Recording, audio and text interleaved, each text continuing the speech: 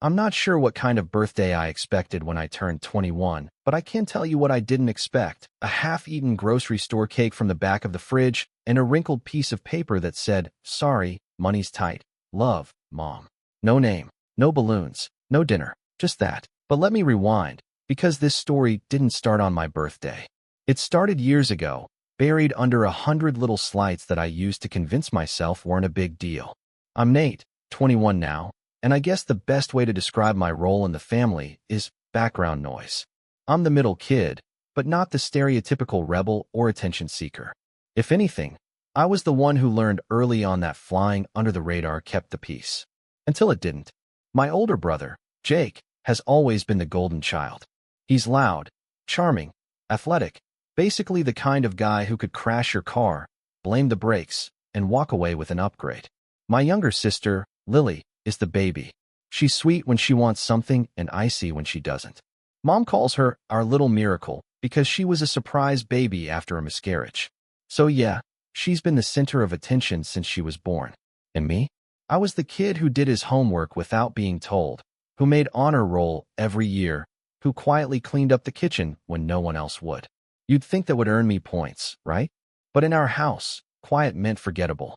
Dad used to be the buffer between me and the rest of the family. He worked long hours, but when he was home, he noticed things.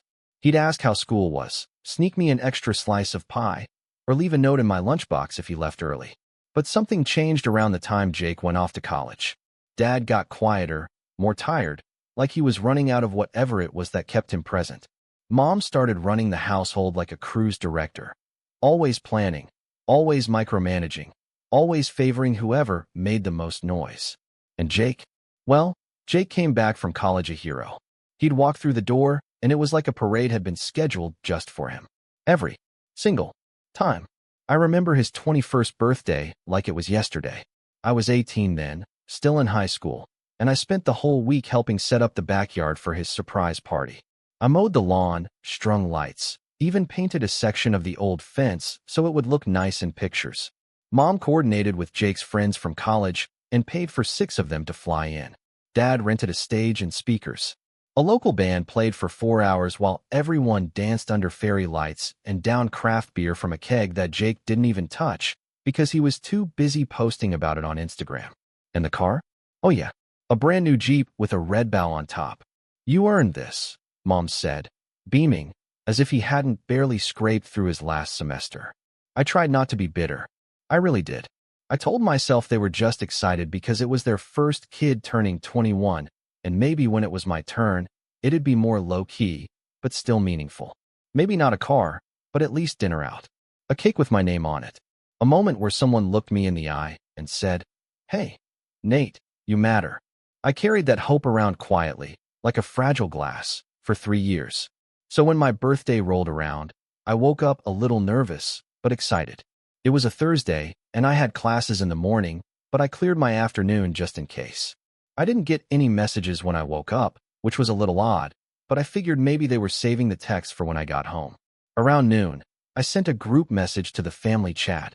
"Hey guys, turning 21 today. Hope everyone's doing okay." A few minutes later, Lily replied with "Happy birthday." No emoji, no punctuation. Jake didn't reply at all. Mom left it on read. That should have told me everything, but I still held on. When I got home that evening, the house was dark. No decorations, no music, just the low hum of the fridge and the muffled sound of Lily on FaceTime in her room. I walked into the kitchen and found Mom unloading groceries. She looked up like I'd startled her. "Oh, hey, you're home," she said, brushing a strand of hair from her face. "Long day." I nodded slowly. "Yeah, it's my birthday." She paused, then smiled like she'd just remembered. "Right? Of course. Happy birthday, sweetheart." I waited. Nothing else. "I thought we'd do something simple this year," she said, turning back to the fridge. "You know, with everything going on financially." I blinked.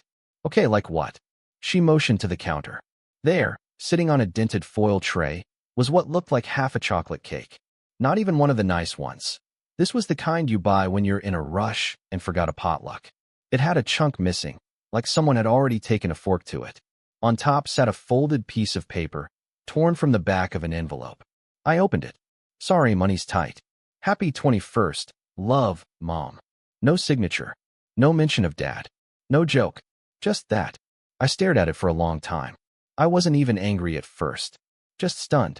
I'd spent the last 3 years telling myself I was imagining things, that maybe I was being oversensitive or jealous. But this was indisputable. This was a slap in the face. A neon sign that said, "You're not worth the effort." I guess I was expecting a little more. I said finally, my voice tighter than I wanted it to be. Mom laughed. Laughed. "Oh, Nate, why are you always so dramatic?" That was the moment something in me snapped. Not loudly. Not with shouting or broken dishes. It was quieter than that. A kind of stillness, like when you realize a storm is coming and you stop pretending the clouds are just for show. I looked at her, really looked at her, and saw nothing I recognized. Not love. Not guilt. Just annoyance that I was making a fuss. Again, I turned without saying anything, walked to my room, and packed a duffel bag. Clothes. Toothbrush. My laptop. I grabbed the framed photo of me and Dad from when I was 6. Our fishing trip, the last one before Jake started sports, and we stopped doing things together. On my way out, I passed the cake again and, for some reason, took a photo of it. The half-eaten cake. The note. The groceries stacked neatly beside it, none of which looked tight to me. I stepped outside, closed the door behind me, and kept walking until the house disappeared behind the trees. I didn't know where I was going, not really. I just knew I wasn't staying. I ended up crashing at my friend Cam's place, who opened the door with a confused, "Dude, what happened?" and a look that turned to fury when I showed him the picture. We sat on his porch drinking Gatorade in silence, the air sticky with late summer heat, until my phone buzzed just before midnight. It was a text from Dad. "Are you coming back?" I stared at it for a long time, the screen glowing in the dark like it held all the answers I'd been looking for. I thought about replying. I thought about deleting it. But instead, I just sat there, my thumb hovering over the keyboard, wondering what he really meant. Coming back to what? I didn't reply to my dad's text that night, or the night after. I left it hanging there, unread, like the last thread of a conversation I wasn't sure I wanted to have. I spent the next few days on Cam's couch, alternating between silence and laughter, because Cam, God bless him, tried everything to make me forget. Old movies, junk food, endless games of FIFA. He even offered to throw me a real 21st party, just us and a couple of friends, but I couldn't bring myself to say yes. I wasn't in the mood to celebrate. It wasn't about the cake. Or the note. Not really. It was everything under that moment. All the years of being ignored, minimized, passed over like a background character in my own life. I had no words for it then, but it felt like I had finally seen the truth of my family. And once you see it, you can't unsee it. Dad texted again 2 days later. "Hope you're safe. Let me know where you are. Then, we should talk." And then silence. I kept expecting some kind of fallout. Mom blowing up my phone, Lily guilt-tripping me, Jake making some smug comment like, "You always were too sensitive," but nothing came. Just nothing. It was like I had disappeared, and no one in the house noticed. Or maybe they did, and they just didn't care enough to say something. I kept refreshing the family chat. Still no message from Jake. No follow-up from Mom. Lily sent a selfie to the group on Saturday with her new nails, and the only response was a "so cute" from Mom. By the 5th day, Cam's older brother needed his couch back for a visiting friend, so I had to make a decision. I wasn't about to crawl back home with my tail between my legs, so I called my cousin Miles. He was 24, lived across town in a cramped studio apartment, and ran his own tiny video editing business. We'd been close as kids, but drifted after high school. Still, when I called and explained everything, he said, "Dude, yes, come crash here. I got space between the desk and the Xbox. You're good." Miles' place was small, sure, but it felt like freedom. He didn't ask too many questions, just let me crash and gave me space. He even let me help with some of his editing gigs, wedding montages, YouTube thumbnails, short-form content, and paid me a little on the side. It wasn't much, but it gave me a sense of purpose, which I hadn't realized I'd been missing until then. It was 2 weeks before I finally ran into someone from my family again. I was walking back from the corner store when I saw Dad's car parked by the curb near Miles' apartment. He was leaning against the hood, arms crossed, looking more tired than I remembered. For a second, I thought about turning around, just vanishing into a side alley like a ghost. But he'd already seen me. Nate, he said, straightening up. I stopped a few feet away. How'd you find me? Miles' mom, he said. I called her. She's worried about you. I didn't respond. He nodded toward the sidewalk and gestured for me to sit beside him on a nearby bench. I stayed standing. Your mom's been asking where you are. I raised an eyebrow. Really? That's funny. She has my number. He sighed. Nate, come on. It's not like that, isn't it? I snapped, the words spilling out faster than I could control. She laughed in my face. On my birthday. And you? What? You didn't even know what she gave me, did you? He looked down at his hands. She told me she was keeping it small this year. I was working late. I didn't know she didn't even get you a proper cake. I laughed. A proper cake? Dad, it was a half-eaten mess from the fridge with a note. A note. Meanwhile, Jake got a concert, a car, and his college buddies flown in. His face tightened. That was a different time. No, I said, shaking my head. It wasn't. It's always been like this. I'm the backup plan. The kid who doesn't make noise. And now that I've finally said something, suddenly everyone's worried.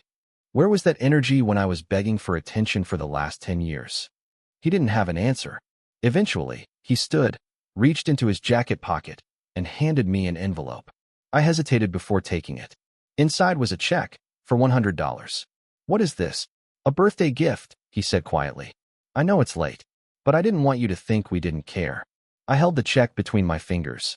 It felt like a bribe, like hush money, like a Band-Aid on a bullet wound. I'm not coming back, I said. He nodded slowly, then turned and walked back to his car. That night, I tucked the check into the back of my notebook and tried not to think about it again. But things didn't just stop there.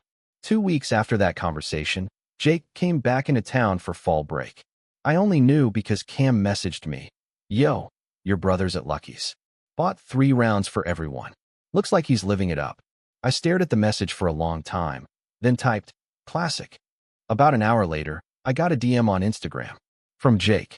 Did you seriously ghost the family over a cake? Bro. I didn't reply. I wasn't going to get sucked into his reality-bending nonsense. But then he sent another message. Mom's been a wreck. You could at least talk to her. You always make things harder than they have to be. I don't know what it was about that one. Maybe it was the gaslighting. Maybe it was the way he made it sound like I was the problem. That I had ruined things by reacting. Like being hurt was somehow dramatic. So I snapped a picture of the note again. I still had it in my bag. Crumpled now, but legible. I sent it to him. Tell me again how this isn't messed up. Jake left me on read. The next morning, I got a call from Mom. I didn't want to pick up, but curiosity got the better of me. Hello. There was a pause. Then her voice, sharp and rehearsed. You embarrassed your brother. I blinked. Excuse me. Sending him that note like some passive-aggressive stunt. What were you trying to prove? I was proving that I'm done pretending, I said. I'm done pretending this family treats us all the same. Oh, don't be ridiculous, she said, her voice tightening. You've always been so sensitive. You never asked for anything. We just thought. You thought I didn't matter. I cut in. That's what you thought. There was silence. For a beat, I thought maybe, just maybe, she'd say something different this time. Something real. But all she said was, well, if you're going to keep being dramatic, maybe it's better you're not here. Click. That was the last time we spoke. Or at least, the last time we spoke civilly. Because the real breaking point hadn't happened yet. That came 2 weeks later when I got a message from Lily. You might want to see this. Attached was a photo from the family Facebook page. Mom had posted it. A long caption about celebrating Jake's job offer with the family and making memories with those who matter most. In the photo, Jake was holding up a bottle of champagne, surrounded by family and friends. The living room was decorated with balloons and streamers. A giant sign said, "Congrats, Jake," in gold letters. Lily was there too, clearly uncomfortable, standing off to the side. I stared at the photo for a long time, heart sinking deeper with every second. But what broke me wasn't the party. It wasn't the decorations. It wasn't even the fact that they'd hosted it less than a month after telling me money's tight. It was what was sitting on the dining room table. A brand new chocolate cake. Whole. Untouched. With Jake's name written on it in bright blue frosting. I zoomed in. Then zoomed in again. Right there, in the corner of the frame, shoved near the edge of the table like an afterthought, was the same exact cake from my birthday. Half-eaten. Still in the same foil tray. Still there. As if they hadn't even bothered to throw it out. As if it had never mattered. And that's when I felt it. That cold, final crack in something deep inside me. Not anger, not sadness, just clarity, pure and sharp. They had never seen me. Not really. And now? Now they were going to. For the first time in my life, I was truly alone, and weirdly, it didn't feel like a punishment. After seeing that photo, with Jake and his perfectly frosted cake, and mine still rotting on the corner of the table like a cruel inside joke, something in me broke, but something else began to grow. Quietly, slowly, like a seed that had been buried for years, finally catching the light. I didn't cry. I didn't rage. I just sat on the floor of Miles' apartment for a long time, staring at that image, and I knew I was never going back. But that didn't mean everything got easier. The first few weeks after that were probably the lowest I'd ever felt. There was no big cinematic montage of transformation. No, I'll show them, speech in the mirror. Just a series of quiet mornings where I had to convince myself to get up and do something. Anything. Sometimes it was just walking to the gas station for a coffee I couldn't afford. Sometimes it was editing another boring wedding highlight reel for Miles. And sometimes it was just sitting on the roof of his apartment building, headphones in, staring at the city, and trying not to feel like I'd been discarded. The hardest part wasn't missing them. It was realizing how little they seemed to miss me. I kept waiting for someone to check in, for Mom to send a message, for Lily to ask how I was holding up, for Jake to try. But the silence stayed, like a thick fog that rolled in and never left. The family chat was still active, full of pictures of Jake's job offer, Lily's new cat, Mom's brunch with friends. Occasionally, Dad would react to a post with a thumbs up. My name never came up. Not once. Miles did his best to distract me. He let me use his gear, helped me build a little workstation in the corner, showed me how to market myself online, pitch gigs, and make a few bucks freelancing. It was slow, but it was something. I started picking up editing jobs on Fiverr. Simple stuff at first, tweaking audio, color correcting footage, but it gave me a taste of freedom. For once, I wasn't doing what someone expected of me. I was doing what I chose. And then came the job from Claire. Claire was a lifestyle vlogger with about 80,000 subscribers. Nothing huge, but enough to pay for professional help. She found me through a comment I'd left in a Reddit thread about editing shortcuts. She liked my style, said it felt cinematic but real, and asked if I'd be interested in working on a weekly series she was starting. I said yes before she even finished her sentence. Working with Claire was different. She treated me like an equal. She gave real feedback. She paid on time. After a month, she started recommending me to friends. Suddenly, I was juggling 3 clients, each paying just enough to cover my half of the rent and groceries. It still wasn't glamorous, still mostly microwave meals and gas station snacks, but it was mine. And I didn't just grow professionally. I grew emotionally too. I started journaling. Not the Dear Diary kind, just raw, messy thoughts poured onto paper. I wrote about the birthday, the note, the cake, the moment I realized I didn't have a place in my own family's story. And slowly, through those pages, I started to reclaim something I'd lost long ago, my own voice. For so long, I had made myself small to keep the peace. Now I didn't have to. I could be angry. I could be hurt. I could matter. One night, a couple of months after I'd left, I was scrolling through my phone and stumbled across a voicemail from my dad. It was from the day after our argument on the bench, and I'd never listened to it. My finger hovered over the play button for a moment before I finally tapped it. His voice crackled through the speaker. Hesitant. Tired. Hey, Nate. I don't know if you're getting these. I just wanted to say I'm sorry. I didn't realize how bad things had gotten. Your mom. She has a way of making things feel like they're fine, even when they're not. That's not an excuse. I should have been paying more attention. Call me, okay? Whenever you're ready. I didn't call. Not then. But for the first time, I felt something other than resentment. Not forgiveness, exactly, but maybe the first step toward it. Then, something unexpected happened. Miles had this friend, Rhea, who worked as a production assistant on small commercials and indie film shoots around the city. One night, over pizza and bad reality TV, she asked what I did for work.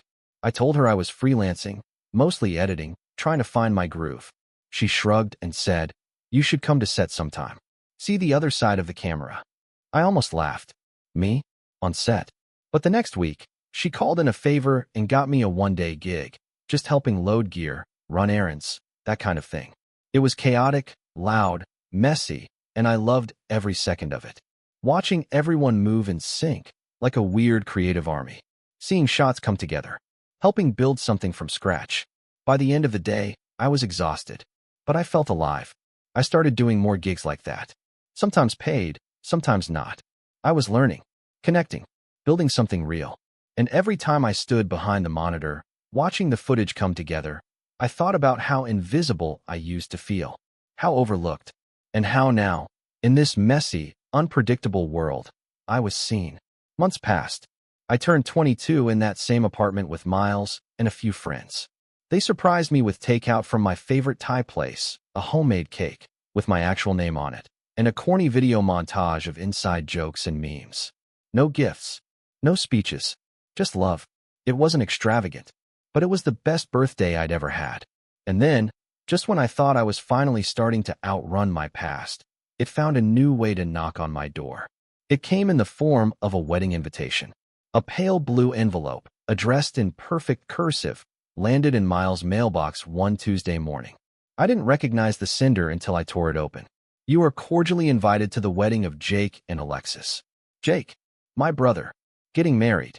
I stared at the RSVP card, dumbfounded. The wedding was scheduled for 6 weeks from now. Black tie, backyard ceremony at the family home. A note at the bottom, in Mom's handwriting. Can't wait to see you there. We miss you. We miss you. I laughed out loud, startling Miles, who was making coffee. He walked over. What's that? I held it up.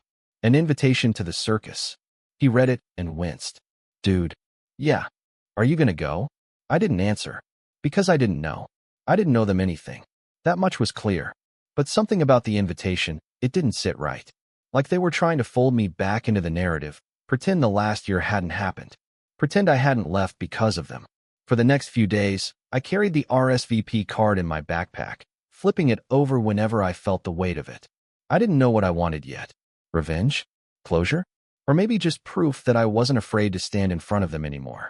That the quiet kid they used to overlook was gone, and the man who took his place was someone they couldn't ignore. But I also knew this wasn't a decision to rush. Because if I was going back, it wouldn't be as a guest. It would be as a storm. I kept the RSVP card folded in my pocket for a week. It started to crease at the corners, the ink smudging slightly from how often I took it out and stared at it. Each time I unfolded it, the same thought flickered through my mind. Why now? Why invite me now after everything? After the cake, the silence, the photo, the blatant exclusion. Suddenly I was missed. It didn't feel like love. It felt like damage control. Optics. Maybe they wanted to avoid questions from extended family. Or maybe Jake, in all his performative glory, wanted the narrative of the forgiven brother to complete his fairy tale wedding. A story with a bow on top. But I wasn't interested in playing a background character anymore. If they wanted me there, I'd give them a version of me they didn't expect. Not the passive one. Not the doormat. This time, I was walking into the story with my eyes wide open, and I wasn't coming alone. I didn't tell anyone right away. Not even Miles. I just kept working, editing, freelancing, stacking small paychecks. And late at night, I'd sit in the corner of the apartment with a notebook, sketching out thoughts like puzzle pieces. What did I want? What would hurt the most, but still be clean, undeniable, and poetic? It couldn't be petty. That wasn't the goal. I didn't want to cause chaos just for the sake of it. I wanted them to see what they'd done. To stand in front of the mirror I held up and realize they'd pushed me away, not the other way around. And that's when it hit me. The perfect opportunity wasn't just the wedding. It was the speech. Jake's wedding was going to be packed. Our parents had always been the go big or go home type when it came to appearances. Backyard ceremony or not, I knew they'd go all out. Extended family, college friends, neighbors. My guess? 100 people, minimum. And knowing Jake, he'd want me to speak. Why? Because I was the one who left. The one who caused drama. My presence at the wedding would be a badge of reconciliation, proof that the family was whole again. He wouldn't resist the chance to parade that around. And if I gave a toast, an honest one, I could finally say the things I'd swallowed for years. Not bitter, not cruel, just the truth. But to make it land, I needed more than just words. I needed receipts. So I started digging. I went back through old text threads with Mom, with Jake, even Lily. I took screenshots. All the subtle dismissals, the ignored birthdays, the moments when they forgot I existed unless they needed something. I pulled up the photo of Jake's celebration and zoomed in again on that cursed half-eaten cake in the corner, time-stamped and everything. I found the group chat messages from my birthday, my lonely, "Hey guys, turning 21 today," followed by silence. And then, finally, I opened a folder I hadn't touched in months, the one with the audio files. See, back when I first started freelancing, I got into the habit of recording important conversations. Not for blackmail, just for reference. Notes. Memory. Especially with clients who change their minds a lot. The habit stuck, which meant that the last call with Mom, the one where she said, "Maybe it's better you're not here," that was saved. As was the voicemail from Dad, and the messages from Jake. I didn't plan to play them all. That would be overkill. But just knowing I had them, having proof, made me feel like I was walking with armor on. Still, I knew a speech alone wouldn't be enough. Jake was bulletproof in their eyes. If I stood up and just talked about my pain, they'd say I was twisting things, making a scene. So I needed something more, something symbolic, a way to pull back the curtain without raising my voice. That's when I called Lily. We hadn't really talked since I left. A few awkward messages here and there, mostly memes or "hope you are good." But I always had a soft spot for her, even when she was being indifferent. She was young. She didn't choose to be the favorite. And from the look on her face in that party photo, the one with Jake and the new cake, I had a feeling she knew more than she let on. She answered on the second ring. "Hello. Hey, it's Nate." A pause. Then, "Oh, wow. Hi." I gave her a moment, then asked, "Got a minute?" "Sure. What's up?" I got straight to the point. "I got Jake's wedding invite." Another pause. "Yeah," she said cautiously. "I figured you might. Are you going?" She hesitated. "Yeah. I mean, it's kind of expected, right?" More silence. Then she asked quietly, "Are you?" "Thinking about it," I said, but not just to clap and smile. She didn't say anything for a few seconds, so I added, "I'm not planning some meltdown or anything. I just think it's time they hear the truth." Without yelling, without sugarcoating. Lily let out a breath. "Good. They need to." That caught me off guard. "Wait, what?" She sounded tired. "Older. Nate, I see it now. I didn't get it before. But when you left, everything got clearer. They act like you vanished, like you're the problem. But I started thinking about what they didn't say, and what they never did for you." I sat down on the edge of the bed, stunned.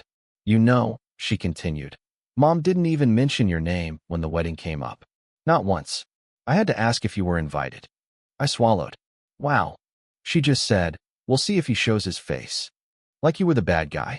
Like we didn't all sit there with your sad cake still on the table while they celebrated Jake with new decorations. And when I pointed that out, she said I was being disrespectful. That was all the confirmation I needed. I took a deep breath. "Would you help me with something?" She was quiet for a beat. "Depends what it is." "I'm not asking you to pick sides," I said. "But if I do this, if I show up and tell the truth, I want someone else to know it's real. Someone who lived in that house. Someone who saw it." Lily didn't hesitate. "Then I'm in."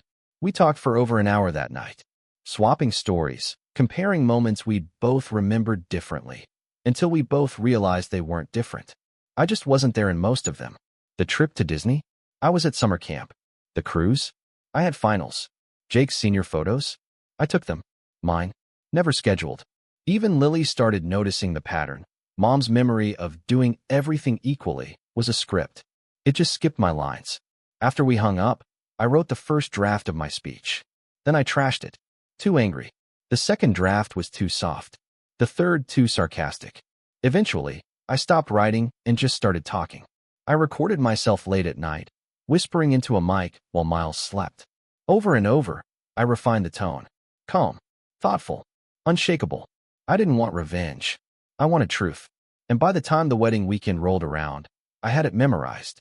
The morning of the event, I suited up in the only formal clothes I owned, borrowed slacks from Miles, a shirt one size too big, and a black tie I'd only worn once at a funeral. Rhea helped with my hair. Miles offered to drive me, but I said no. I wanted to walk in alone. Head held high. The house looked exactly the same. Painted white with green shutters, roses blooming in the front garden. The same ones I used to weed every spring while Jake slept in. There were rental chairs set up in the backyard, a white tent with gauzy curtains, a champagne station near the patio. String lights were already flickering as the sun dipped low. I stood at the edge of the property for a moment before stepping onto the lawn. People turned. Some smiled. Others whispered. And then I saw her, Mom, standing by the buffet table, perfectly styled in a blue dress. Her eyes locked on mine, and for a moment, she didn't move. Then she smiled. Tight. Forced. Nathan, she called. You made it. I walked up slowly. She gave me a hug that felt like paper. So glad you came, she said, then immediately turned to greet someone else. That was it. No apology. No acknowledgement. Just an accessory to the event. Lily found me 10 minutes later, slipping me a folded napkin with a scribbled note. He wants you to speak. Mom's idea. You're up after Dad. Of course. Of course they wanted the performance. The look how healed we are moment. And that was fine. Because I came prepared. As guests started gathering around the microphone stand by the tent, I tucked the RSVP card into my jacket pocket, the ink still smudged but legible. This was it. They thought I was just going to smile, say a few nice words, and blend back into the fold. But they forgot something. I was never the problem. And now, I had the floor. A hush fell over the backyard as Jake stepped up to the mic, grinning like a man who believed the whole world existed to clap for him. The sun was setting just right behind him, casting golden light on his perfectly tailored suit, his perfectly arranged stage. He gave a short, cocky toast thanking Alexis, the guests, Mom and Dad for hosting. And then, right on cue, he flashed that all-American smile and said, and now, a few words from someone very special. My brother, Nate. There was a polite wave of claps, some curious glances, some awkward half-smiles from extended family members who barely remembered me. I stepped up to the mic slowly, one hand still tucked in my jacket pocket, fingers gripping the RSVP card like a grounding stone. I took a breath, smiled. Hey everyone, I'm Nate. I let the quiet settle. Jake's brother. Middle child. Some of you might be thinking, oh wow, there's a middle kid. And yeah, that's kind of the story. There were a few chuckles, mostly confused. I didn't look at Mom yet. Or Dad. Or Jake. I looked at Lily, standing off to the side, arms folded, watching me like I was walking a tightrope she knew I could cross. I could stand here and do the usual, I said. Talk about how proud I am, how great this day is, how honored I feel to be part of this moment. But honestly, that wouldn't be true. A ripple moved through the crowd. I kept going, voice steady. I want to tell you a different story, one that doesn't usually get told at weddings, about what it feels like to grow up in a family where you're invisible, where your birthday is forgotten, where you're praised for being low maintenance, because that really just means easy to neglect, where you watch one sibling get the concert, the car, the celebration, and when your turn comes, you get a leftover cake and a handwritten note saying money's tight, only to find out 2 weeks later there was plenty of money for someone else's party. I took the RSVP card from my pocket and held it up. They sent me this a month ago. First time I heard from them in a year. No apology. No explanation. Just an invitation, like we were all fine. Like nothing ever happened. Gasps now. Some audible shifting in chairs. I still hadn't looked at Mom. I could feel her burning holes into my skull. I came here today because I realized something. It's easy to rewrite history when the quiet ones leave the room. So I wanted to be here. To make sure I'm not rewritten. I looked up now straight at Mom. You told me I was dramatic, Mom. That it wasn't that big of a deal. That I was making a scene. Her eyes were wide, mouth slightly open. Dad, you said I should come back when I was ready to talk. I was. No one listened. Dad looked away. And Jake, I turned to him now. You laughed at me in DMs, said I ghosted the family over a cake. But it wasn't the cake, was it? It was years of being second tier. Of watching you break rules and still get rewarded. Watching you fail upward while I cleaned up behind the scenes. Jake opened his mouth. I raised a hand to stop him. But I'm not here for pity. I'm here for closure. I reached into my pocket again and pulled out a small USB stick. This, I said, holding it up, is a collection of memories. Screenshots, audio clips, voicemail recordings. All documenting what it's like to be the forgotten sibling.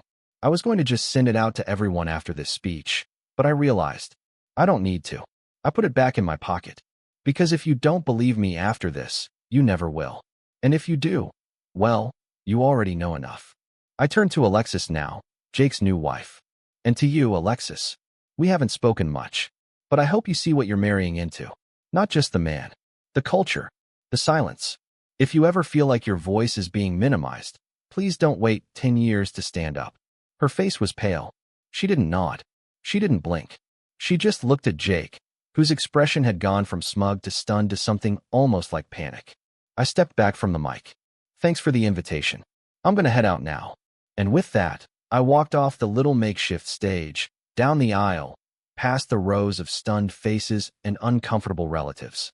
I passed the buffet table, the string lights, the DJ booth, and I didn't look back until I heard someone behind me. It was Lily. She caught up and grabbed my hand. That was incredible, she whispered. Are they losing it? I asked. She nodded. Mom's already crying. Jake's arguing with Alexis. Dad looks like he wants to disappear. I paused at the edge of the yard. I'm sorry you're still in that house. I'm not, she said. I'm leaving. I've been saving up. I just needed a push. I looked at her, really looked at her. For the first time, I saw a version of myself in her, quietly calculating an escape. I'll help you, I said. She smiled. We walked to the street together, where Miles' car was already waiting. He'd circled the block, just like I asked. I got in the front seat. Lily waved, then turned and walked back toward the chaos, head high. What happened? Miles asked, eyes wide. I told the truth, I said. He nodded.